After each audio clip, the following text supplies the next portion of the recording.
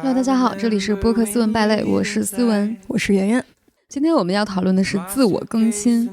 然后我看圆圆在大纲里面写了一个本期期待下一个巅峰期的开启，这是为啥？因为我觉得这个自我更新的话题其实也是很多创作者的困境，就是说我们输出一段时间，大家就会觉得哦，你们这个东西说过了，或者是你们主要想传达的东西我们已经接收到了，从你这边再得到不了新的东西了。我是觉得在这个话题上我们做一个自我反思，可能会有助于我们走向下一个巅峰。我是最近刷小红书刷到了，就是说哎呀，斯文败类之前特别的精彩，最近都没有什么精彩的单集了。如果经常听的朋友就觉得就是陪伴类的嘛，大家就听了，但是好像没有之前听的那种哇灵光乍现，一下子打开新的大门的那种感觉。对，因为我的人生也没有时刻活在高潮中。真的，我觉得其实如果你的人生它只是输出一次或者两次之类的话，你会发现因为你的人生本来就有一些高光，你可以把这些高光非常顺畅的说出来，它就是一个非常精彩的东西。但你如果每次都输出的话，其实人生并没有那么多高光可以诉说。我自己的感受也是这样的，就比如果我有一阵对某个不管是学者还是演员还是名人吧，我对他有一些兴趣，我就去看他的采访，看他的视频，看他的纪录片，不停的看，你会发现他重复的东西越来越多，因为他的内核可能就是那些，然后他自己的故事也就是那么多。想到一个话题，你都能想到这个人他会如何评论，他会如何看待这件事，他会用什么样的遣词造句。所以你知道以前有一个形容，就是说一个人很有魅力，他就说这个人像一本读不完的书。就是这本书他一旦读完，或者说他一旦把自己非常摊开的展现出来，那这个人他就很容易穷尽，而且没有一个人是很难穷尽的。所以说一直保持神秘感和魅力的明星，比如像王菲，很少采访。他采访也是惜字如金，哇，你觉得这个人好有内涵，就怎么也读不完。但是我在想，王菲如果连续接受10次采访，你会觉得啊，这个人就这样吧，可能啊。刚才我说的看到的那些人，你就会用几个月时间，你就觉得哦，他的故事我大概都听完了。但是你再过几年再去看他们现在新的采访，你就会发现有些人还在重复，但是有些人已经有了新的故事加入了。我觉得人的生命肯定是有限的嘛，我们的视角也是有限的，我们能做到的就是不停的翻新。这就是我们本次想聊的一个东西，就是自我更新的能力。我前几天就跟思文聊过一件事情，就是我们感觉有些人他就停留在自己的黄金时期，虽然现在已经不是他的黄金时期了，但他的说话做事的方式，他的派头，然后他喜欢的喜好都特别的在自己比较黄金时期的一些做法。这种东西啊，在我看来它可能就是某种跌位。跌位就是适用于自己黄金时期的那一套系统的说教，他就是觉得自己那套特别对特别厉害，因为他收到了很多正反馈。其实那套东西在现在已经不是那么适用了，但他还是非常自信的非要输出给你，并且强迫你接受。我觉得就是跌位很重要的一个来源。这就不得不说我跌了。是真跌位。我爸也不是说教型的，他生意上面的事情可能在80年代90年代的时候做对了一些事情，然后就做得很好，但是在现在这个时代，他就突然觉得他自己以前的那些方法没有用了，他觉得以前这个行得通，为什么现在不行。我以前也是，就小时候犯过很多这样的问题，这不就是中国说的刻舟求剑吗？上初中的时候，我那时候学习特别好，然后经常考第1名，因为当时我在我们家就是我妈的那个房子住，然后呢我们家当时拆迁，就是盖好了新的房子，又搬到我姥姥家那个新的房子，我就发现我学习就不好了。然后我想这肯定是因为住的房子风水不好。然后我就跟他们讲，我说我要住的原来那个房子，原来那个房子上学很远，就很不方便，但我一定要住到那边。当我发现住到那边住了2个月，学习也并没有变好。所以其实有时候是对当下此刻很无能的一种不得不去追溯的一个东西，就是也是一种自我安慰吧。是的，因为你这个东西比较好验证，你一下子就发现它是无效的，但是你在人生里面你是很难验证这个东西有效或者无效，他可能只会觉得这个时代过去了。所以我就感觉现在身边有很多人光看他做事的方式，你就知道他的黄金期是什么时候。尤其是我这一代，我经历过很多黄金时期，各种风口。就比如刚来到社会上工作的时候，那时候还是杂志的黄金末期，很多人都是用杂志的方式在做。很多年过去了，我现在认识的一些很老的那些老编辑，他们还是在用做杂志的方式来做内容。哦，对，我毕业1-2年之后，就形成了一股自媒体风潮。那时候就是一些公众号的内容，公众号当时非常非常火，现在不太火了。我们做公众号也就是一个记录的东西，但是有人就永远的停留在公众号的做事情的方法上面。过了一阵呢，公众号它不是开始没落了嘛，然后又是各种小红书、各种社交平台嘛，所以我身边有很多很多这样的人，其实你清晰的能感觉到大家被停留在各个时期。对，而且你能发现他们说着不同的那种网络口头禅。我现在听谁说家人们谁懂啊？我觉得好久没上网了吧。咱俩前2天上那个静坐课，我觉得很有意思，就是因为上那个课的很多都是一些那种成功人士，然后呢课间休息大家在一块儿喝茶的时候，有一个投资人大哥，他就面露难色，非常的苦恼。他就跟我讲，他说你看我女儿现在得了很严重的抑郁症，前2天就是给我们透露出她有这种自杀的想法。他说我就非常的紧张，非常害怕。他说其实这个事情我已经想过很多办法了，就是我去找最顶级的咨询师，我去看最厉害的书，我去学最贵的课程，但是我都没有办法解决这个问题。我当时觉得挺有意思的，因为你听他的这些论调，他的这些表述，我就知道这个投资人大哥他心中最有效的系统是最贵的、最好的、最顶级的，就他认为但凡加上这个最这个字，最高级的，他一定能解决这个世上所有的问题。然后我当时就跟他讲，我说这个世界上不是所有问题都可以用最贵、最高级、最顶级来解决的。我说那你有没有用心去感受过他的痛苦？他说他说你说这个我倒是没有。我说这个东西他其实不用花1分钱，但你得去听听他的痛苦，就是你不要把它当做一个问题。我说可能你们做投资的人都特别喜欢解决问题，然后你任何事情，你不管工作的事情，因为他肯定是在他的黄金时代，他用这种最高级、最厉害、最顶级、最贵的东西去解决了很多问题。他就觉得我这一套可以适用于所有的问题，这个世界上所有的问题都可以被这样解决。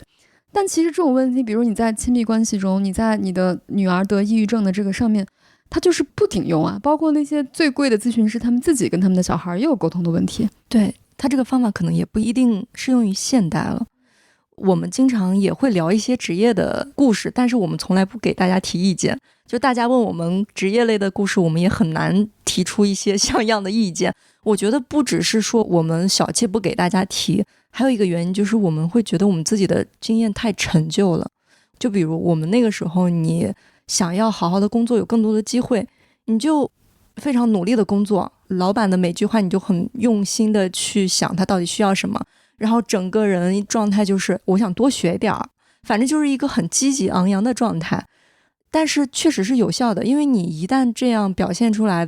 你就会遇见很多机会，老板就是会把一些机会留给你，然后说你去试试之类的。但是你现在你不能跟年轻人这样说，你要跟他说你要多主动揽点事儿，你要把很多事情解决。但是这样的话，我猜测大多数在现在这个时代，很多人会觉得这个人好用，这个人好压榨，你就不能用这样的经验来给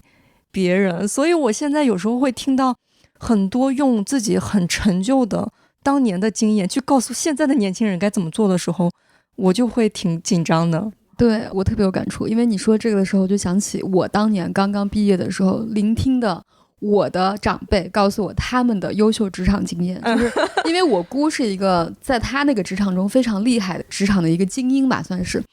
我姑当时在我刚毕业的时候，非常真诚的给我灌输了他的职场经验，你知道是什么吗？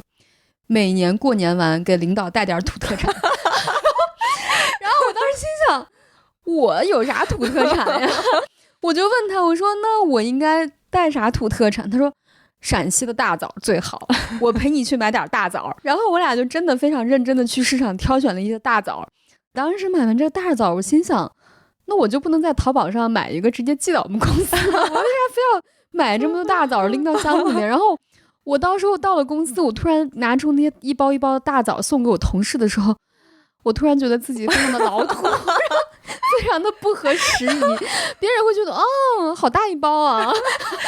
那一刻我突然觉得确实不是每一个人的经验我都能派得上用场。哎，你说这个我想起来以前在我们剧场的一个同事，当时不是要扩张全国就得找剧场的人，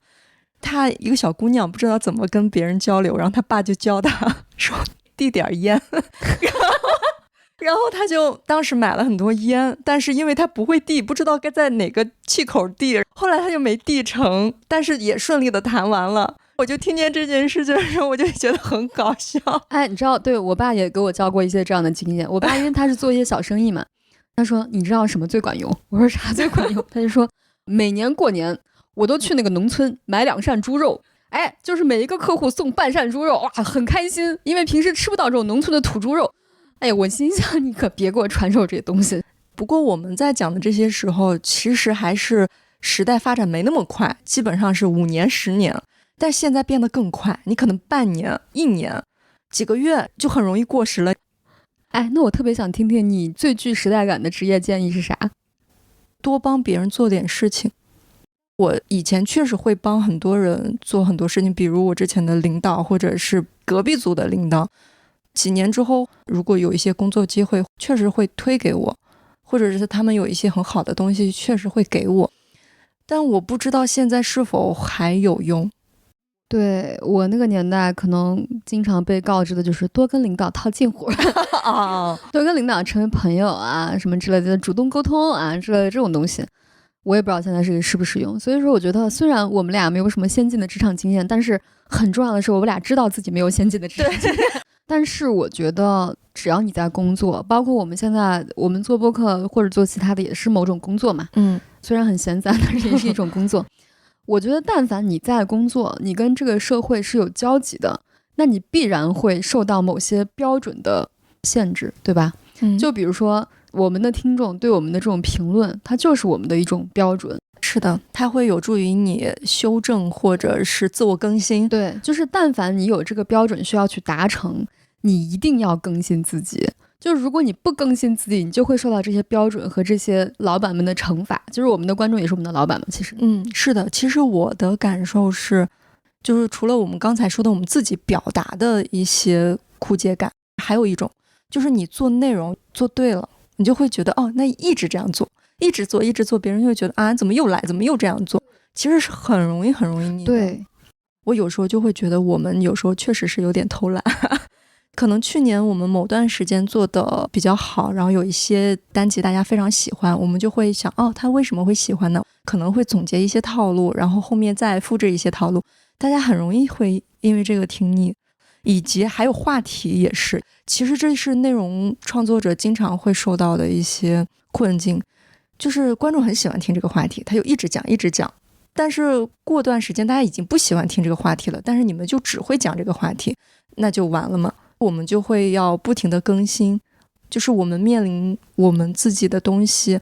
已经习惯了，做得特别熟特别自动化的时候，我们怎么突破自己，自我更新一下。做内容这个事情就是逆水行舟，不进则退。其实不光是做内容，所有的工作都是这样。我觉得人不可能长久的待在一个舒适区里，就是咱不要说什么我们要不要主动突破舒适区，就是经常会有人说舒适区待着这么舒服，你就别出来了呀什么。你不可能不出来。比如说你现在是一个公司的领导，你就用你的这样的方式，你现在觉得你的工作这样的方式很成功，很容易出效果。再过1年呢，你的团队变化了呢，你面对新的市场机会了呢，你面对新的挑战了呢，你这样的方式是否还能成功？你必须不得不更新自己，否则你就会掉队。就像我们的内容一样，如果我们还保持这样，倒是也可以对付啦，但是它会在一个你不知不觉的状态中自然的衰减到某一天，达到一个阈值，突然怎么回事？怎么突然没有人听了？是的，我们虽然一直在这说自我更新是一件非常非常好的事情，但其实它又是一件特别特别难的事情。因为首先你自我更新，你需要很多很多的心力，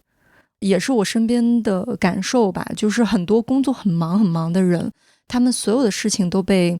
挤压了，然后你告诉他你这个东西先去看一下之类的，他其实真的没有心力去。他觉得我应付我现在的生活已经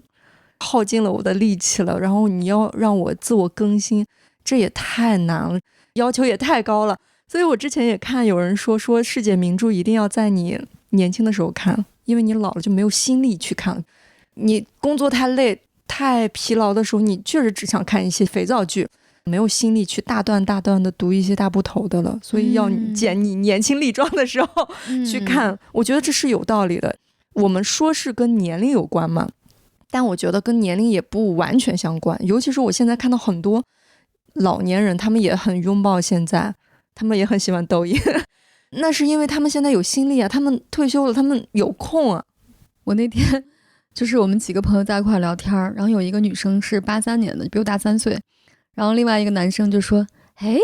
我觉得你还蛮时髦的哎。”那女生说：“啊，我怎么时髦了？”他说：“哎，你这个年纪还刷抖音，真的不错。”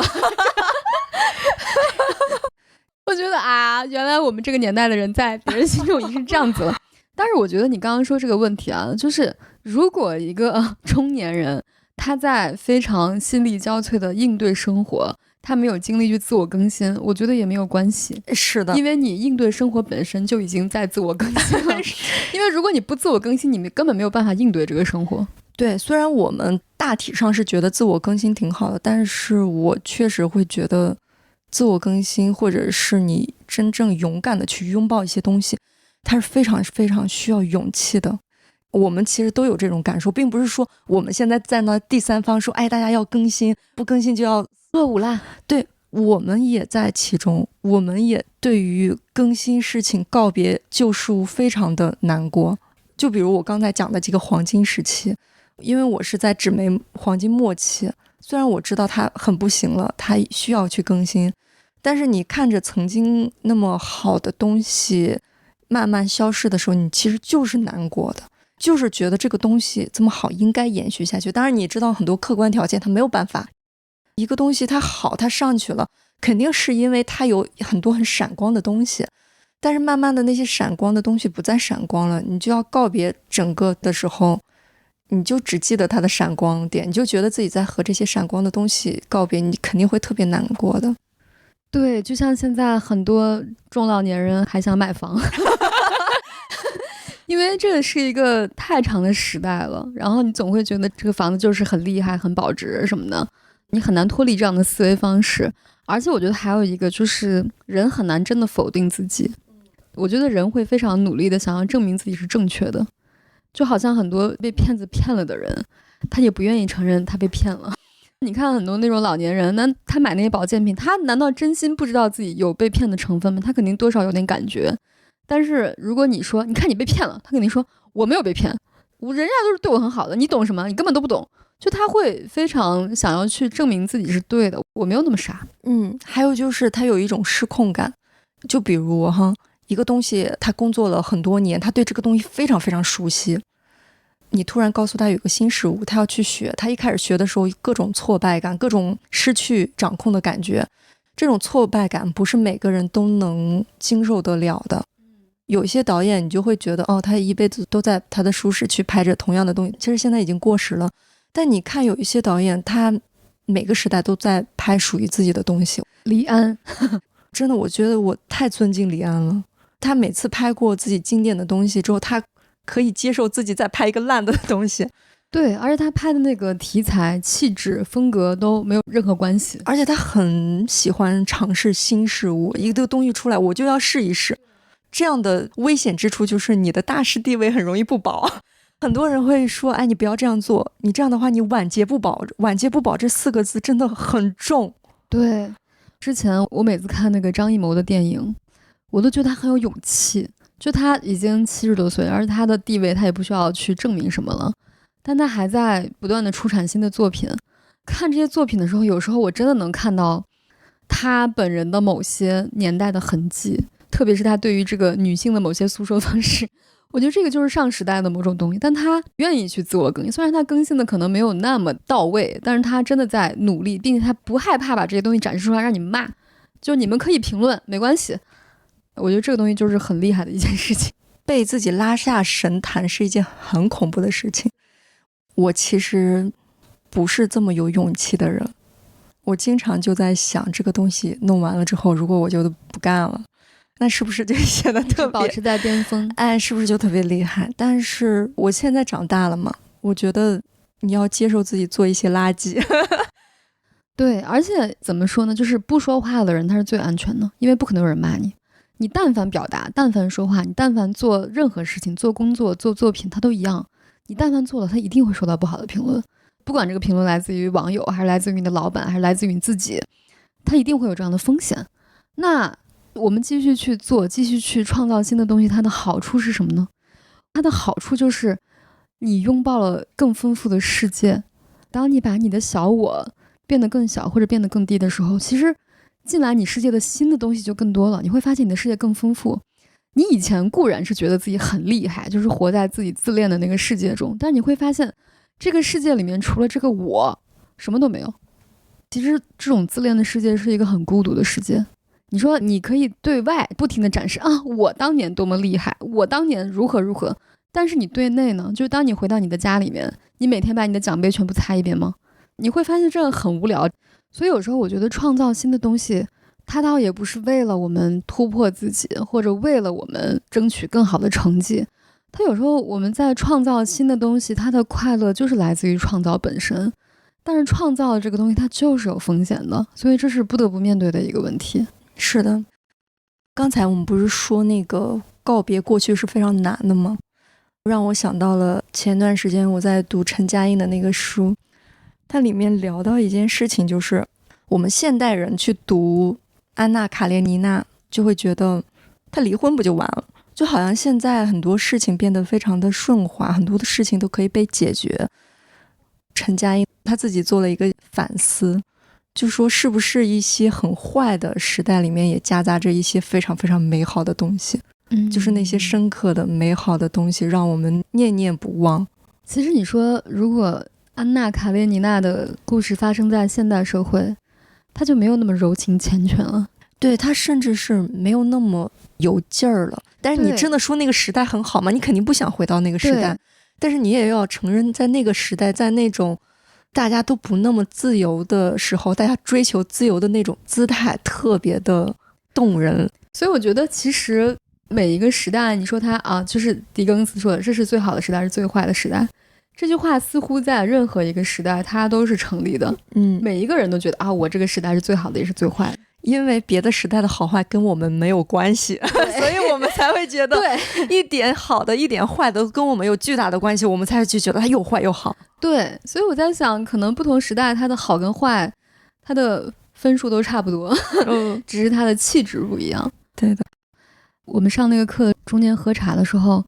来了一个大姐，我本来以为那个大姐就是非常的普通的一个大姐，走到街上你不会觉得她跟别的大姐有任何区别。然后她来了之后，我朋友就介绍说这个是什么什么姐姐，然后说她很厉害，股票厉害的时候她炒股，房地产厉害她炒房，投资厉害她搞投资，每一波她都能赶上。我当时就哇，觉得这个大姐肃然起敬。我对她肃然起敬不是她的财富有多么厉害，我是觉得她如何能够做到不停的在自我更新，就她从来不迷恋过去自己成功的任何一条通道，不停的在转换。然后她最近她就说，哎，她说最近我在搞那个什么养生的东西，然后我就哇，你真的是很神奇。很多人他虽然见的东西很多也很丰富，但是他的心中自始至终有一种抵触感。这个我的感触特别深，是因为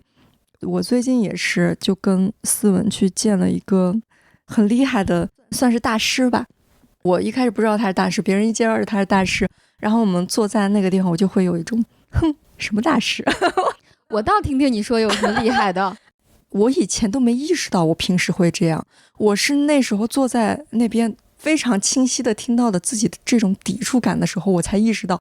哦，原来我平时见人的时候都会有这种感觉。我是那一瞬间发现自己的抵触感是非常多的，然后我就觉得他就算是大人，他就算说的是错，就算是值得怀疑的，又怎么样呢？就是我干嘛还没跟人家说一句话的我就开始抵触？我可以怀疑，我可以批判，但是怀疑批判并不代表我抵触，我反抗。因为抵触之后你就根本没有真实的怀疑他的这个素材。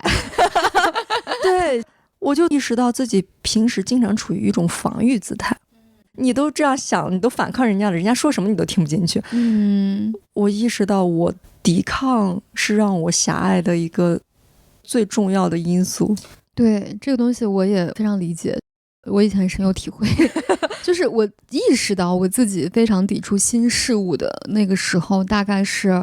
25、26岁，因为那个时候我发现我就开始只听我以前听过的歌。因为我以前特别喜欢王菲嘛，我就一直觉得，除了王菲的歌，其他都是 low 歌。然后我觉得这些人唱的什么玩意儿，一点都不高级。然后我觉得，就是陈奕迅还行吧。然后我觉得，就是其他的音乐我都非常的鄙视，我就带着一种鄙视的态度去听这些音乐，觉得什么玩意儿俗不可耐。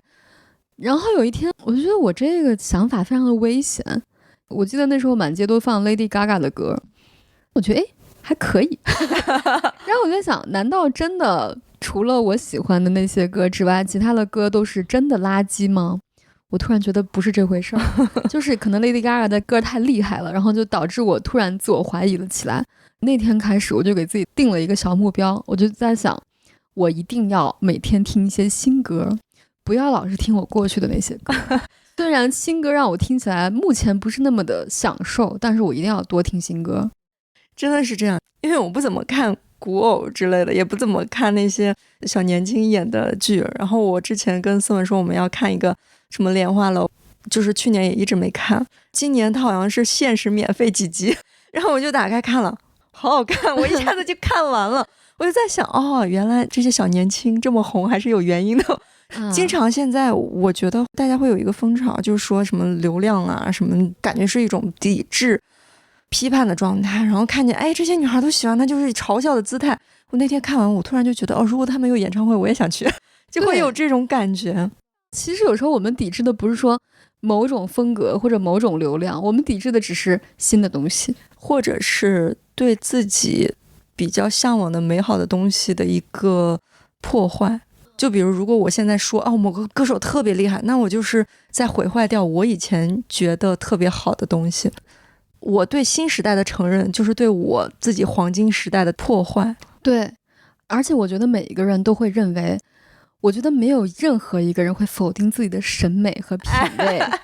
就是人可以否定自己的一切，否定自己的外形，否定自己的成就，否定自己的环境，否定自己的什么身边的人都可以，但是没有一个人说我审美很差。没有人，我没有见过。因为审美和品味这个东西包含了你的一切，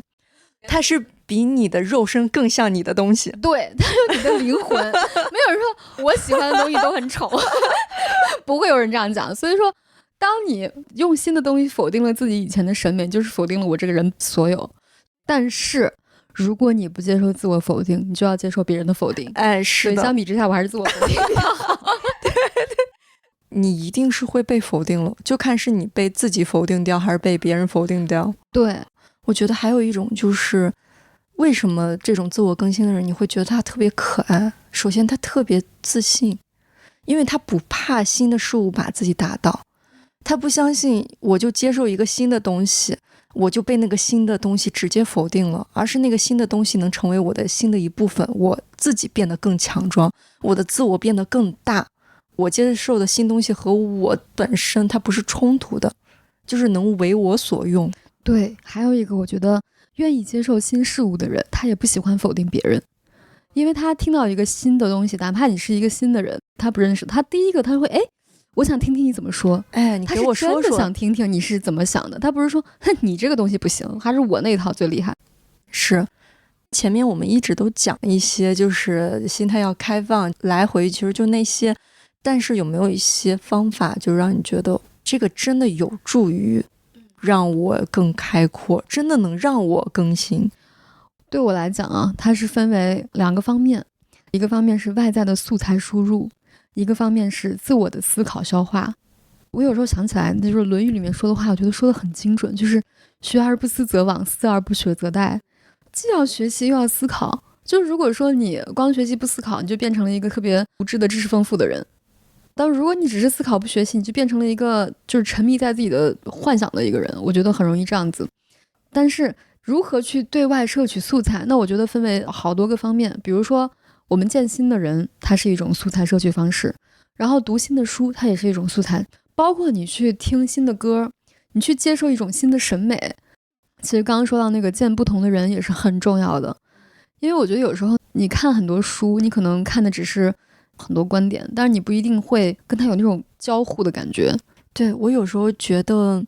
那些非常厉害的人，并不一定是因为他真的非常厉害，而是他一开始厉害了之后，他就会有非常多的资源见非常多的厉害的人，然后他能忍受各种无聊的场景也好，把那些无聊的场景剔除之后，他肯定是有一些东西出现的。我不喜欢出去社交，但经常社交的人，他其实就是会遇见很多的故事和素材，当然他也有很多无聊的局，但就是因为他能忍受这些无聊的人、无聊的局，他才能有机会见上其中有不错的东西的人。对，所以我觉得不急着否定是一个摄取新素材的一个重要的对东西。不急的否定并不代表你就是肯定他，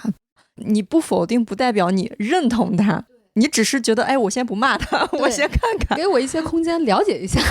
包括我自己对这个东西，我觉得我也需要反思一下，因为我特别讨厌见人。但是有时候我在想，比如说人家能做成这样的事情，虽然他有一些东西我不是很喜欢，但他一定有他厉害的东西。他如果没有他的本领，他不可能做成这个事儿。我可以不认同他的很多性格或者行为方式，但是我觉得他的这些本领，我觉得我可以去找一找，或者去学习一下他到底厉害在哪里。是我的自我更新的办法，其实我也没有想到什么太多的办法，因为我自己是非常苦于自己非常狭隘的这个事情。我的自我更新其实并不快，可能就是因为我见的人不多，出去也习惯性的对别人有防御抵抗，我就在想我应该如何应对这些事情。我上一次不是说我突然意识到我对别人有抵抗之后，我才觉得哦，我不能有抵抗。从那之后我好像跟不太熟的人交流的时候会舒适很多。你知道你这个问题啊，咱俩不是上那个静坐课的时候，我还问了彭老师，我觉得他给了我一个很好的答案。我说我挺想出去见挺多不一样的人，但有些人说话我就觉得很消耗很累。我觉得我不知道我见什么样的人会让我很消耗，我也不知道见什么样的人会给我好的体验，那我肯定有风险嘛，这个事情。那我如何在我发现对方比较消耗我的时候不那么自我消耗呢？其实彭老师这个课我觉得挺神奇的，插播一下，它其实是一种吐纳导引术，你可以把它理解为一个那种静态的八段锦这种感觉，它其实是帮你练那个内气的。然后他说你看你静坐的时候你可以观想，他说你就想想你身边有一个罩子，他说这个罩子就是可以把你保护起来。他说这个东西呢，它不是一个完全玄乎的东西，当你在跟人相处的时候，你在观想这个罩子能保护你的时候，它其实就是在某种情况下能够保护你的很多气场。然后他说这个时候你想想你有个这样的罩子，并且你如果在练这个导引术的时候，你就有这样的气，你能够去给自己的气场做一个保护。他说其实别人就不会那么消耗你。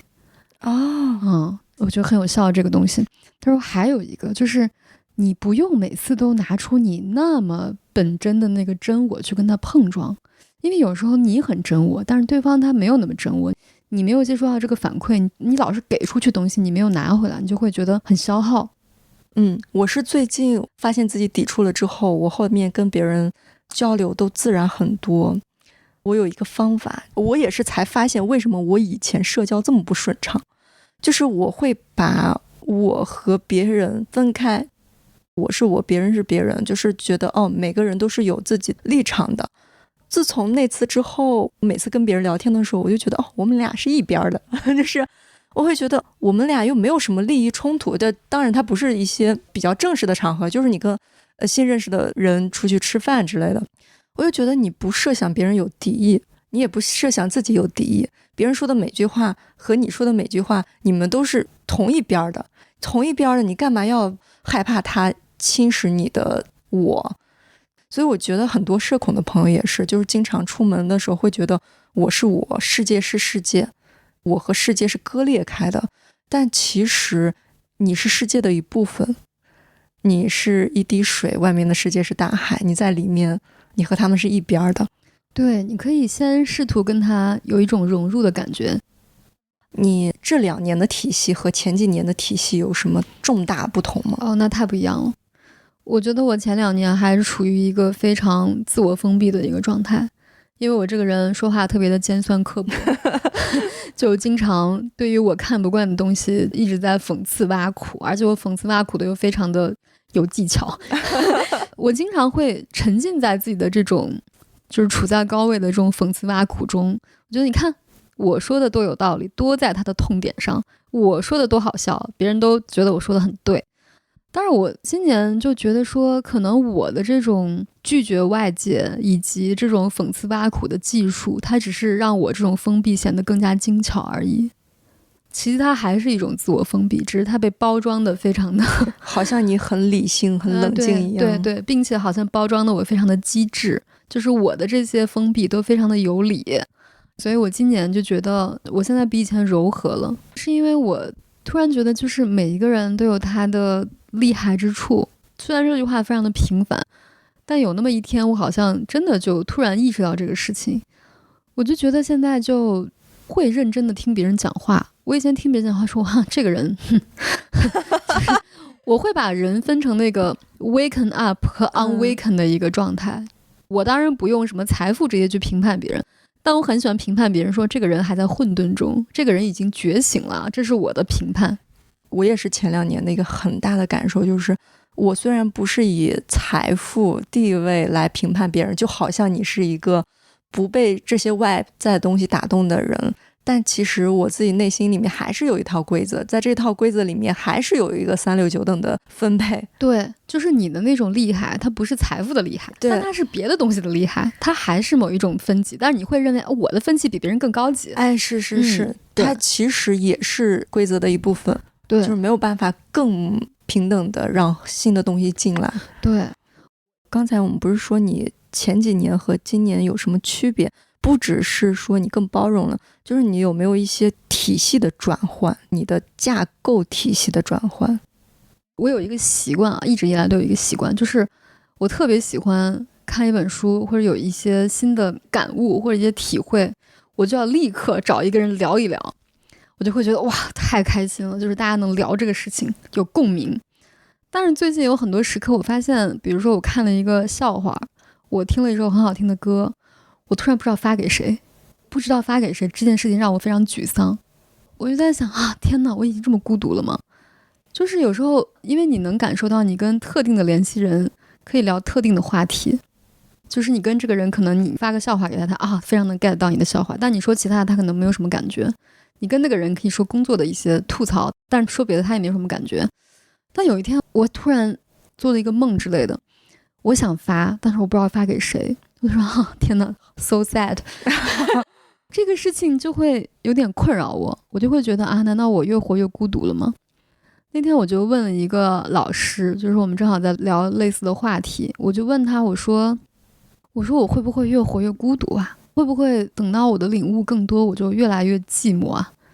他说你为啥这样想呢？我说因为我发现我能聊天的人越来越少了，我也不知道以这个趋势下去会不会更少。那如果更少的话，那我不是会非常的孤独吗？他说不会啊，他说你可以比如说你静坐的时候自己跟自己聊天。我说那自己跟自己聊天没有那么开心。他说但是呢，你如果觉得什么都要跟别人聊的话，这就对你是一个牵制。他说这个东西就会一直牵引着你，就是让你不能真正的自由。当然我在想，我经常觉得自己很多事情都可以不依靠别人，我应该是很多年以前就在声称自己是独立女性，然后我觉得啊，要自己挣钱，要自己负担自己的生活，要自己去处理很多自己的问题，自己的情绪。但我发现我不能不跟别人共鸣这件事情，它其实也是一个外在对我的牵制。所以我最近觉得我有什么感悟，我应该自己跟自己聊聊天儿，就算没有共鸣也没有关系。对，那我就跟自己说说呗。我觉得这个可能是解决人类孤独感的一个东西。对，因为人类对共鸣非常非常有一种需要。对，而且我发现我是一个比较幸运的人，因为我身边有很多朋友跟我有很多各种各样不同的共鸣，我却不能接受没有人跟我共鸣的那一刻。然后我觉得啊，我对这件事情的依赖度和容忍度应该要调整一下。对，尤其是你习惯了共鸣，尤其是我们这些做内容的人，做了一个内容，别人说哇，我好有共鸣，这个东西我懂，我懂。如果突然有一天说思文说的这个东西我一点都不懂，我倒是对观众的这种共鸣没有什么太高的期待，因为我觉得这东西缘分嘛，就是你能听懂就听懂，听不懂那证明我的内容输出的不好嘛，它是一个工作标准。但是我非常希望说我身边的朋友或者我身边的人能够跟我有强烈的共鸣，这甚至是我以前一个很重要的择偶标准。我觉得这是一个非常重要的标准。我可以不要钱，你可以没有钱，你可以什么都没有，但是你必须跟我有强烈的共鸣。那我现在觉得这东西跟钱跟外貌有什么区别呢？其实它也是一种外在的标准。而且我觉得随着你的不管是个人的体系成熟，还是说你的个人的这种感悟的路越走越久，就是你再往后走，你可能共鸣的人越来越少。对，小朋友最容易有共鸣。对，就是啊，这个糖好好吃啊，这个糖真的很好吃。现在我不需要对这种东西共鸣，但是我需要对很深的东西或者我很隐秘的东西啊，需要有人懂我。但是有人懂我，它也是一个牵制。有一天可能我希望我能够觉得没有人懂也没关系，就是我自己懂就行了。好，那我们今天就聊到这里，拜拜，拜拜。